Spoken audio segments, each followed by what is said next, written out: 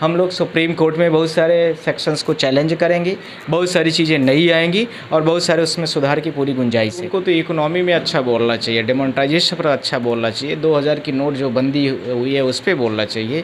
वो एकाएक सीधा जंप करके पार्लियामेंट से पहुँचते हुए सीधा कॉन्स्टिट्यूशन की प्रस्तावना को देखते हुए सारे जितने आर्टिकल 394 हैं सारे के सारे को वो डिलीट करना चाहते हैं और नया संविधान की बात करना चाहते हैं। उन्होंने किस आधार पर बोला, मुझे लगता है सोते हुए बोला, जागते हुए बोला, कैसे बोला ये तो मुझे नहीं पता है। पर उन्होंने एक क्वेश्चन ज़रूर रेज कर दिया कि भारत के जितने भी संवैधानिक पद हैं, राष्ट्रपति का पद हो, वाइस प्रेसिडेंट ऑफ इंडिया का पद हो, यानी आर्टिकल 52 में जो प्रेसिडेंट्स का पावर दिया गया है उसके साथ में आप आगे बढ़ेंगे तो 60 के आसपास में वाइस प्रेसिडेंट ऑफ इंडिया है। इसके बाद आप जुडिशरी देखेंगे, जुडिशरी को 124 आर्टिकल्स दिया गया है।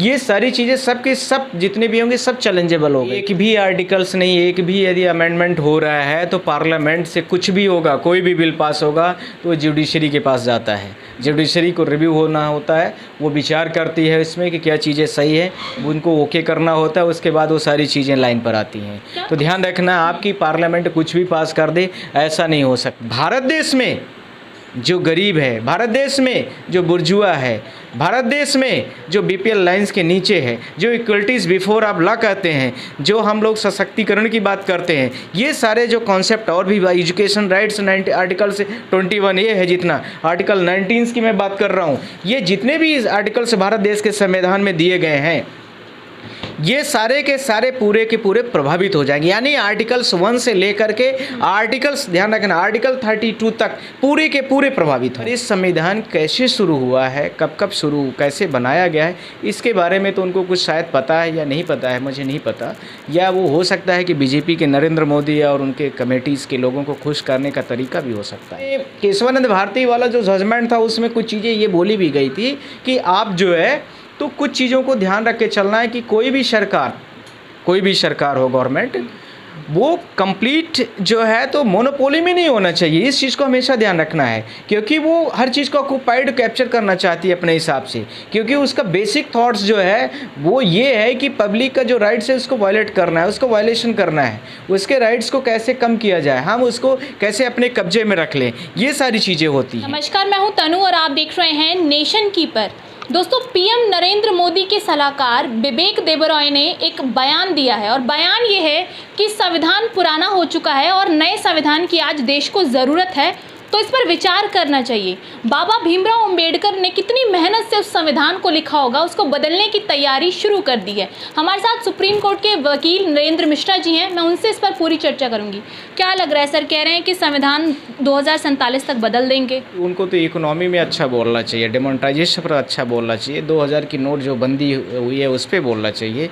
वो एकाएक सीधा जंप करके पार्लियामेंट से पहुँचते हुए सीधा कॉन्स्टिट्यूशन की प्रस्तावना को देखते हुए सारे जितने आर्टिकल 394 हैं सारे के सारे को वो डिलीट करना चाहते हैं और नया संविधान की बात करना चाहते हैं।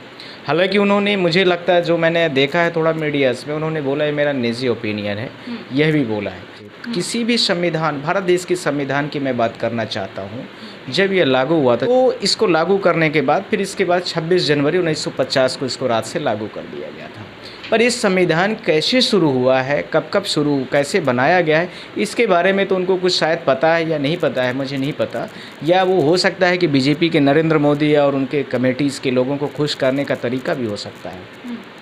1990 और 1920s में 1919 और 1920, हालांकि 1909 में भी आए थे एक्ट्स बहुत सारे, तो उसमें मोंटो कार्लो का एक्ट आता है, उसका बेस है, उस बेस के आधार पर 1935 में भी एक्ट आया जिसमें ब्रिटिश गवर्नमेंट के पास सारे राइट्स दिए गए थे, पर भारत देश के लोगों के पास बहुत सारे राइट्स नहीं थे। यानी आपको इलेक्शन का सिस्टम से आपको आना है, पर आपको राइट नहीं रहेंगे। राइट किसके पास रहेगा? ब्रिटिश गवर्नमेंट और ब्रिटिश के जो लोग होंगे उनके पास होगा, जो कि आपने देखा होगा बहुत सारे बड़े बड़े लॉयर्सों ने भी इस पर शायद थोड़ा सा बात किया है कभी। अब आ रही है अगली बात इस पर। मैं आप लोगों को 2-3 चीज़ों की शुरुआत में ये बोलना चाह रहा था कि उन्होंने यह भी बोला है कि कोई भी भारत देश का जो हमारा ये है कॉन्स्टिट्यूशन है उसको 1947 तक वैलिडेट, यानी 100 साल उसके पूरे हो जाएंगे।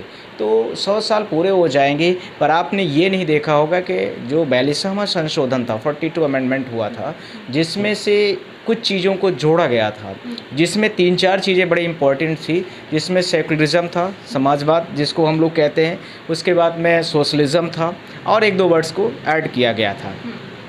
इसके साथ में यह था कि भारत जो कंट्रीज़ है, समाजवाद का मतलब हम सारे लोग समाजवादी हैं, यानी एक सेकुलर वर्ड, यानी हर लोगों को हम एक समान तरीके से लेकर के चलेंगे। हम नॉन रिलीजियस रहेंगे। हम वहाँ पर संविधान में यह भी लिखा है कि हम नॉन रिलीजियस यानी किसी भी धर्म विशेष का हम फॉलोअप नहीं करेंगे, यानी हम उसको बढ़ावा नहीं देंगे। फिर उसके बाद सेकुलरिज्म का मतलब इसके साथ में हो गया कि सेकुलर रहेंगे, हम किसी भी धर्म के साथ में बहुत ज़्यादा अपना इंटरफेरेंस नहीं करें। 1970 के आसपास में बड़े बड़े सुप्रीम कोर्ट के 7 बेंच के जजमेंट आ गए, जिस जजमेंट में इस चीज़ को बोल दिया गया, केशवानंद भारती जो जजमेंट था, उसने भारत के जजमेंट में, भारत के इतिहास में, भारत के संविधान के इतिहास में, भारत के जुडिशरी के इतिहास में बहुत बड़ा लैंडमार्क जजमेंट दे दिया, जिसमें यह बोला गया कि भारत का जो मूल ढांचा है, प्रस्तावना है, उसके साथ में कुछ चीज़ें ऐसी हैं जिनको कोई भी अमेंडमेंट नहीं कर सकता है और न ही उसमें संशोधन किया जा सकता है, क्योंकि वह भारत देश के संविधान की आत्मा है, उस स्ट्रक्चर्स को नहीं किया जा सकता है।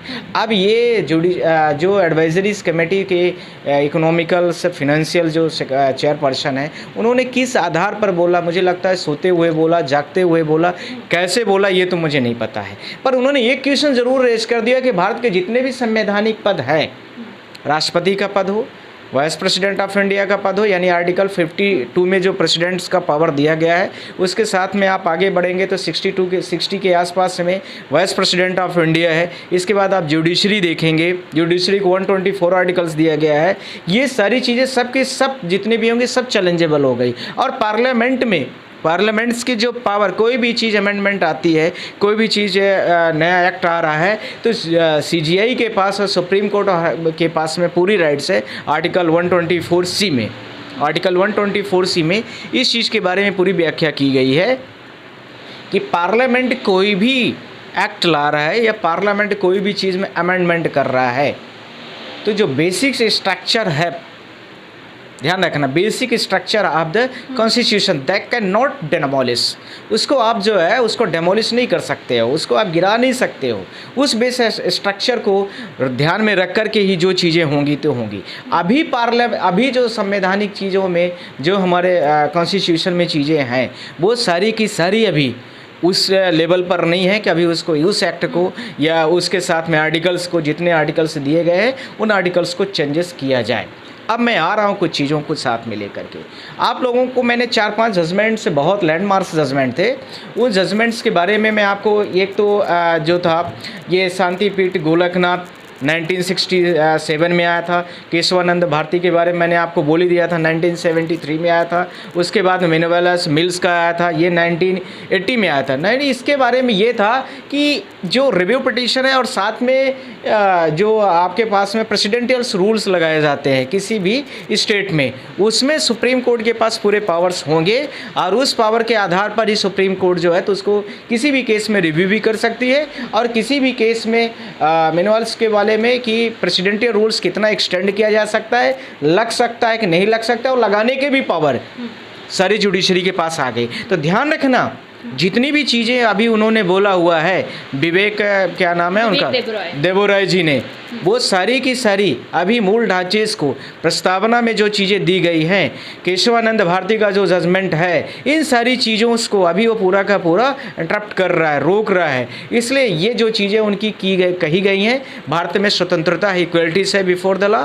आर्टिकल 14, 19 आप लोग देखेंगे, 16, 17, 18, 19 तक आप चले आइए सीधा, तो फ्रीडम है। इस फ्रीडम के आधार पर तो उन्होंने बोल दिया, पर उनको मुझे लगता है कि बहुत डेप्थ में अभी कॉन्स्टिट्यूशंस का नॉलेज नहीं है। भारत देश में जो गरीब है, भारत देश में जो बुर्जुआ है, भारत देश में जो BPL लाइंस के नीचे है, जो इक्वलिटीज़ बिफोर आप लॉ कहते हैं, जो हम लोग सशक्तिकरण की बात करते हैं, ये सारे जो कॉन्सेप्ट, और भी एजुकेशन राइट्स, आर्टिकल से 21 ये है, जितना आर्टिकल 19 की मैं बात कर रहा हूँ, ये जितने भी आर्टिकल्स भारत देश के संविधान में दिए गए हैं, ये सारे के सारे पूरे के पूरे प्रभावित हो जाएंगे। यानी आर्टिकल्स 1 से लेकर के आर्टिकल्स, ध्यान रखना, आर्टिकल 32 तक पूरे के पूरे प्रभावित होंगे। अच्छा सर, आरक्षण दिया जाता है हमें कॉन्स्टिट्यूशन के तहत, SC ST OBCs का आरक्षण भी धीरे धीरे खत्म हो रहा है, और आरक्षण SC STs को इस बेसिस पे दिया जाता है कि उनका कास्ट क्या है, और कास्टिज्म के लिए वैसे भी देश भर में आप देख रहे हैं किस तरीके से लोग लड़ रहे हैं आपस में, तो क्यों आज आरक्षण की ज़रूरत है? क्या आपको नहीं लगता फाइनेंशियल बेसिस पे हम लोगों को आरक्षण देना चाहिए? ST SC वाला और एक जो रिजर्वेशन इनको मिला है, आज करंट में आप ये कहना चाहते हैं कि फिनेंशियल बेस पर मिलना चाहिए। देखिए, आज तो अभी पिछले महीने मुझे जो याद आ रहा है, गवर्नमेंट ने, होम मिनिस्ट्रीज ने किया है या संबंधित डिपार्टमेंट जो भी होगा, जो जॉब को रिलेटेड्स में जो भी एम्प्लॉयमेंट्स के बारे में ले आता है, उसने स्पष्ट न्यूज़ निकाल दी है और उन्होंने नोटिफिकेशन पूरे इंडिया में दिया कि कोई नया जो भी है, कोई नया रिक्रूटमेंट अभी नहीं होगा और कोई वैकेंसीज नहीं आएगी। ध्यान रखना एक चीज़। दूसरा, बहुत सारे जॉब्स ऐसे हैं जो लगभग ख़त्म ही कर दिए गए। रेलवे में बहुत पहले से लग गया है बैन। तीसरा, टीचिंग जो जॉब एक बहुत बड़ा जॉब प्रोफेशन इंडिया में हुआ करता था, उन स्कूलों को, गवर्नमेंट स्कूलों को इतना बदनाम कर दिया गया, इतना बदनाम हो गई, प्राइवेट स्कूलों को प्रमोट करने के लिए, बढ़ावा देने के लिए इन्होंने गवर्नमेंट स्कूलों को पूरा इंटरप्ट कर दिया। लगभग उन स्कूलों में बच्चे कम होने लगे, और साथ ही साथ में वो जब बच्चे कम होने लगे तो इस स्कूल को तोड़ देना शुरू कर दिया या मर्ज कर दिया, दूसरे स्कूलों में स्टाफ मर्ज कर दिया, तो लगभग वैकेंसी वहाँ के भी चांसेस कम होते गए, क्योंकि स्कूलें अब कम होती जा रही हैं। पर ये है, ध्यान रखना, भारत देश में जितनी भी बड़ी बड़ी संस्थाएं थी और आज भी हैं, वो सारे के सारे गवर्नमेंट की हैं। IIM की बात करूं, IIT की बात करूं, इसके साथ में आप देखेंगे कि और भी जो इसरो के रिसर्च सेंटर है, हाल है, जितने भी गवर्नमेंट्स के जो बड़े इंस्टीट्यूशन है, UPSC का जहां पर हमारा IAS का वो होता है, लाल बहादुर शास्त्री में जो ट्रेनिंग दिए जाते हैं, IPS का जो दिया जाता है, ये सारे के सारे जो बड़े इंस्टीट्यूशन हैं, ये सारे के सारे गवर्नमेंट्स के आज भी अंडरटेक में हैं। पर ये जो आप कहना चाहती थी कि फिनेंशियल बेसिस पे हैं, बहुत सारे गवर्नमेंट्स के जो जॉब हैं आज के, वो जो है तो वो फिनेंशियल बेस पर हैं, और बहुत सारे जॉब ऐसे भी हो गए कि जो फिनेंशियल बेस पर नहीं है। ध्यान रखना है। तो ये सारी चीज़ों को लेकर के हमें चलने की ज़रूरत है कि फिनेंशियल बेस पर जो है तो बहुत सारे जॉब जब बंद हो गए तो फिनेंशियल से अपने आप ही चीज़ें हट गई। तो आज जो भारत देश की 140 करोड़ आबादी है, उसमें मैक्सिमम पावर जो है अभी भी BPL लाइन का है, APL लाइन का भी है, तो उस लाइन को भी बेस को चेक करके ही चलने की ज़रूरत है। बहुत सारे ST SC में भी, OBC में भी बहुत सारे लोग ऐसे भी हैं जो IAS हैं, IPS हैं, और साथ में और भी बड़े बड़े जॉब में हैं, या जो भी B कैटेगरी या C कैटेगरी या A कैटेगरी इसके जॉब में है। जो उस समय पर BPL लाइन की डिफिनीशन हुआ करती थी, जो मुझे अंदाज़ आ रहा है वो है कि साढ़े 1200 रुपये कुछ था पर मंथ की पर कैपिटल इनकम होनी चाहिए, और कुछ कैलोरी एनर्जीज़ की बात होती थी। वो सारी चीज़ें नहीं हैं आज, और अब थोड़ी सी चीज़ें बड़ी है। तो इसमें जो BPL लाइन है उसमें थोड़ा नई चीज़ें की जा सकती है कि नए इकोनॉमिक सर्वे में भारत देश में तो गरीबी बहुत तेज़ी से बढ़ी है, तो नया होना चाहिए जिसमें ST SC में भी, OBC में भी, क्योंकि कुछ स्पेशल रेस के लोग ही जो है उन्हीं लोगों को फ़ायदा मिला है बीच में। ध्यान रखना, जो ST SC में भी कुछ व्यक्ति विशेष या परिवार विशेष के जो लोग हैं उन्हीं को पूरा फ़ायदा मिला है। जो उनमें भी गरीब हैं उनको नहीं पहुंच पाया है, तो उनके तक पहुंचने की कोशिश होनी चाहिए। और जो लोग बड़े जॉब में हैं उनको इस जॉब से थोड़ा सा अवॉइड करना चाहिए कि जो गरीब लोग हैं उनको मौका दें। सर, दलित, पिछड़े, मुसलमान लगातार आरक्षण की बात करते हैं, लेकिन जब आरक्षण की बात आती है तो फाइनेंशियल बेसिस पे नहीं देखा जाता। आज सबसे बड़े संवैधानिक पद पर द्रौपदी मुर्मू बैठी हुई हैं, वो भी दलित हैं। तो आपको क्या लगता है कि वाकई फाइनेंशियल बेसिस पे कर देना चाहिए? क्योंकि आप अभी भी यही कह रहे हैं कि कोशिश करेंगे हम SC ST OBCs के जो निचले तबके के लोग हैं उन तक पहुँच पाए। तो आप ये क्यों नहीं कह रहे कि OBC में भी तो ऐसे कई पिछड़े लोग हैं जिनके जो फाइनेंशियल स्ट्रॉन्ग नहीं है, उनको आरक्षण नहीं देना चाहिए? यदि किसी देश को संपन्न राष्ट्र बनाना है और गरीबी को जड़ से ख़त्म करना है, तो उस चीज़ का एक ही समाधान है कि आप उनको ये जो आरक्षण और रिजर्वेशन वाली चीज़ों को कम करके, या जो भी चीज़ें चल रही हैं उनको कंटिन्यू करके, या उसमें नई चीज़ों को अमेंड करके, या उसके साथ में और चीज़ों को संशोधित करके आप सिर्फ़ और सिर्फ एजुकेशन को बढ़ाइए। एजुकेशन, हाँ, एजुकेशन एक ऐसा पावर है कि आपकी गरीबी एक आदमी की नहीं, आप पूरे गांव की बेरोज़गारी को ख़त्म कर देंगे। आप बहुत इंटेलेक्चुअल हैं, आप बहुत अच्छे पढ़ लिख करके बाहर से हैं या इंडिया से हैं, तो आप हज़ारों ऐसे स्टार्टअप बिजनेस कर सकते हैं जिसमें लोगों को बहुत सारे मौके दे सकते हैं। तो आप ध्यान रखना है कि कांग्रेस की गवर्नमेंट आने दीजिए। एजुकेशन के ऊपर हम लोग जीडीपी का बहुत बड़ा परसेंटेज और शेयर जो है तो उस पर खर्च करेंगे, जिसमें 140 करोड़ लोग जो भारत देश के हैं वो बेरोज़गारी के रास्ते से बाहर होंगे। और जो गवर्नमेंट करंट में जो रूलिंग्स पार्टीज़ गवर्नमेंट है, वो जितने भी जॉब अपॉर्चुनिटीज़ है युवाओं को बेरोज़गारी के रास्ते में ला दिया है, उसने सारे के सारे वैकेंसीज पावर को ख़त्म कर दिया है, उनको हम जो है तो दोबारा रीओपन करेंगे। 1950 में जो संविधान आया था, भीमराव अंबेडकर जो संविधान लेकर आए थे, उसमें आर्टिकल्स थे। उन आर्टिकल्स को हटाने की जब जोड़ घटाकर तो बीजेपी गवर्नमेंट कर ही रही है, लेकिन जब पूरे चेंज करने की बात होगी तब जुडिशरी इन्वॉल्व हो सकती है इसमें।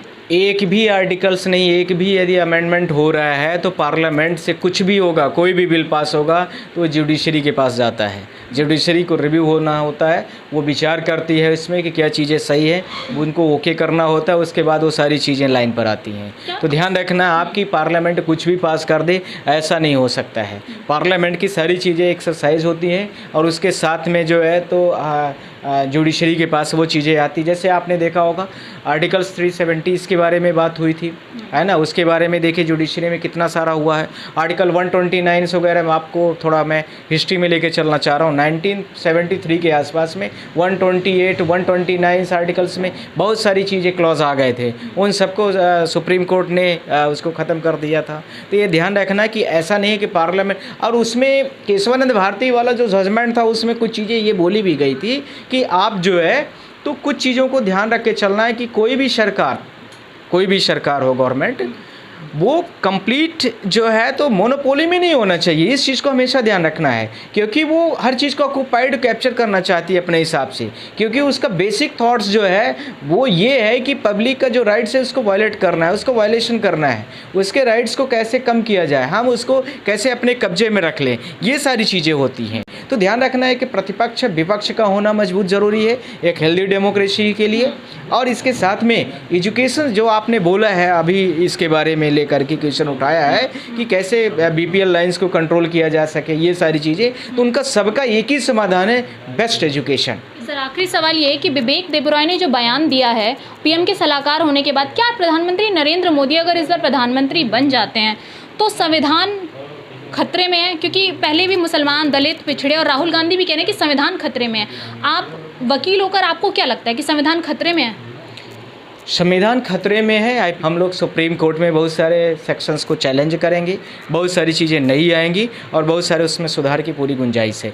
पर संविधान की जो बात आपने कही है, संविधान जाहिर सी बात है कि मैंने आपको केशवानंद भारती और 8-10 जजमेंट सुप्रीम कोर्ट के और बहुत सारे बड़े बड़े हैं जिसमें ये चीज़ें क्लियर की गई हैं कि जो लीगल्स राइट्स पब्लिक के दिए गए हैं, भारत के जनता के जितने भी राइट्स हैं वो वायलेट नहीं होंगे, ये ध्यान रखना। इनके पास कोई राइट्स नहीं है कि ये पूरा प्रस्तावना के साथ में पूरा का पूरा संविधान बदले, कि कोई भी सरकारें ऐसे नहीं कर सकती हैं। ठीक है, बहुत बहुत धन्यवाद सर आपका। देखिए, विवेक देबरॉय ने एक बयान दिया था और बयान में साफ तौर पर कहा था कि कॉन्स्टिट्यूशन जो है वो बदल देना चाहिए, क्योंकि कॉन्स्टिट्यूशन 100 साल तक चलना चाहिए और बाकी जो अन्य देश हैं उसमें भी कॉन्स्टिट्यूशन को लगातार चेंज किया जाता है और हमारे भी संविधान में संशोधन होता रहता है। तो क्या वो संशोधन जो है अब वो कॉन्स्टिट्यूशन को चेंज करने के लिए नरेंद्र मोदी सरकार विवेक देबरॉय के मुंह में अपनी बात डालकर बुलवा रही है? क्या 2024 में अगर प्रधानमंत्री नरेंद्र मोदी दोबारा प्रधानमंत्री बनते हैं तो ये कहकर संविधान बदल दिया जाएगा कि जनता चाहती है कि संविधान बदल जाए? ये सबसे बड़ा सवाल देश में। और संविधान जो बाबा भीमराव अंबेडकर ने लिखा था, इतनी मेहनत से इतने आर्टिकल्स लिखे थे जिससे आज हमारा कोर्ट चलता है, हमारा देश चलता है, उस संविधान को बदलने की बात चल रही है। सबसे बड़ा सवाल आज देश में है। ऐसी वीडियो के लिए बने रहिए मेरे साथ, मैं तनु, नेशन कीपर्स।